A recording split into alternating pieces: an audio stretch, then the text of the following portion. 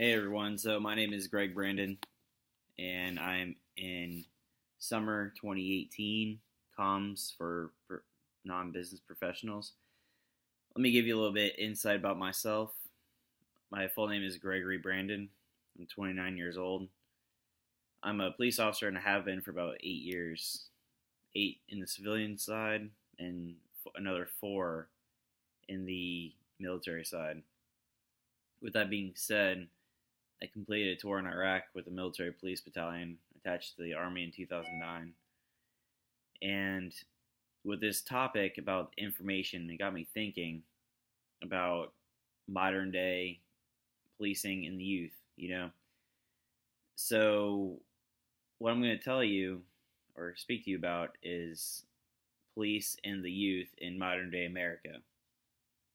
Now, I know in recent times there have been very negative comments and news articles about the police and how they impact the youth and how the youth are using their cell phones and modern day technology to film the police at their worst. Well, as we should all know, there are two sides to every story.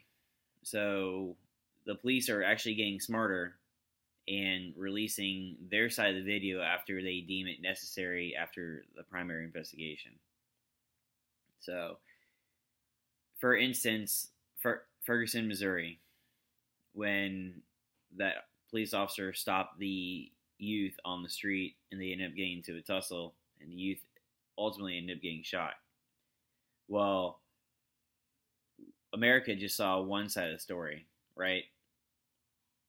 And then we finally saw hospital pictures of the officer who actually got pretty beat up by that youth because he was about 6'2" and 300 pounds. Later, it was determined that the youth had strong-armed a person inside a store committing a strong-arm robbery in Missouri.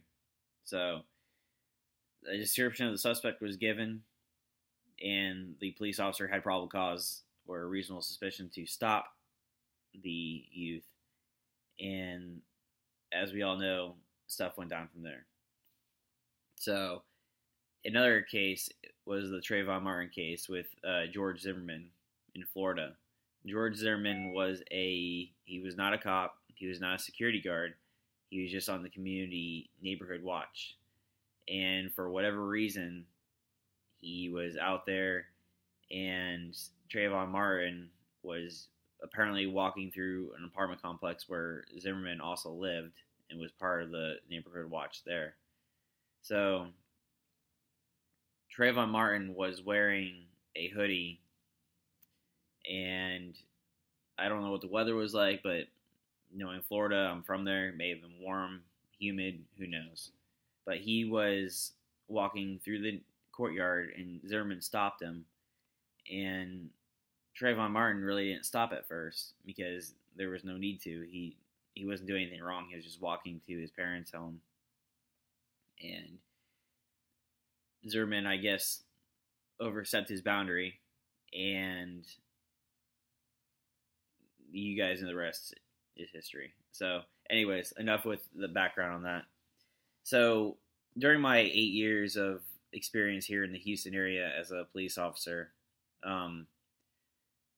I've been with 2 different agencies here in Harris County so far, and one agency is actually really good with dealing or putting on a community relations program for the youth and for the community to see how, or to show the community how we actually engage citizens, deal with unruly people, and ultimately how we deal with the youth in a good way. So it's actually very good that they have a program. They have a police sergeant who is dedicated to that program, who runs it. It's kind of like the police or the Citizens Police Academy for the older people, except for the youth. They actually put on programs. We have a community center there, and it's actually very, I would say, very nice for the kids to go and enjoy themselves, especially during summertime, as we all know.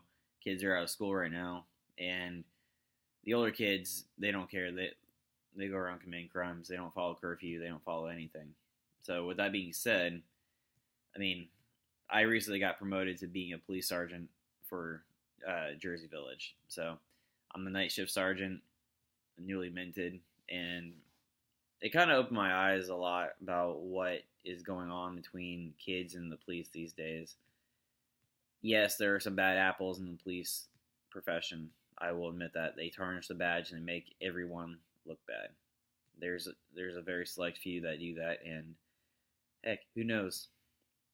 But oh, wow, my time's almost up, guys. But anyways, community relations between the police officers, myself, and the kids need to be strengthened. And we have community events about twice a year and everything. And people come out, they see how we operate, they see all the big toys, like the Harris County Sheriff's Office brings their SWAT van out. It's up armored, heavily armored in case that they need to deal with a barricade suspect. And all the little kids can see the mounted horses, or the mounted patrol, which includes the horses, and the police officers can talk to them, and they get free goodies too, like pens, pencils, not so much donuts. Those are for police officers. Those are really like energy rings. So, but with that being said, I will get going, and hope you guys enjoy. Bye.